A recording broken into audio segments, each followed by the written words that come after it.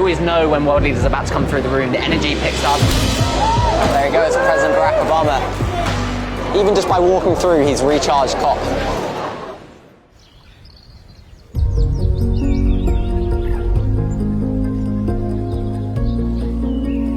Mr. President. Did you get some good sleep last night?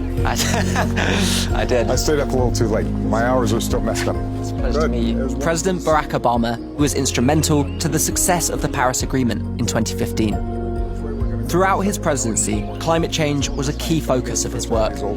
I'm proud to say welcome to sunny Scotland. You know what? Pretty remarkable. It's not every day we get sunshine in Scotland. I think this is just for you. He's agreed to meet with me to share his thoughts about where we're now at in tackling the climate crisis. Organizing humans to do big things globally is always hard. Politics is difficult.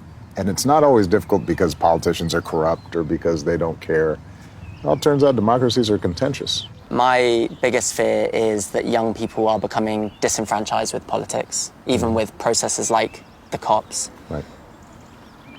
I wonder what your advice would be to young people. For better or for worse, right now, the only institutions that can mobilize resources on the scale that we're going to need to mobilize them are national governments. So how do we affect governments? Well, we affect governments through, number one, voting. You have to vote at higher rates. You can't opt out. That's point number one. Point number two is that young people, I think, have to be the voice to awaken the rest of the public. Yeah, there's some folks you're not going to convince. Those folks we just have to beat.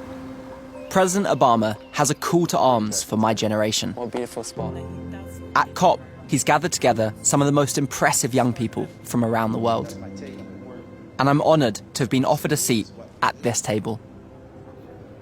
Personally, being here, I've just been so inspired by the young people who are surrounding this event and organising. I was out at the youth strike on Friday, and nothing gives me hope like that does. There are some very real victories that occurred in Paris, and it turns out that it's the countries where there was pressure, where there was political mobilization, where there was activism and a citizenry that demanded it. So to all the young people out there, I want you to stay angry. I want you to stay frustrated.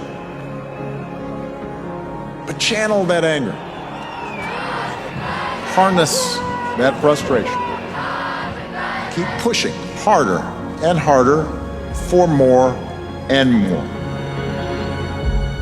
Because that's what's required to meet this challenge.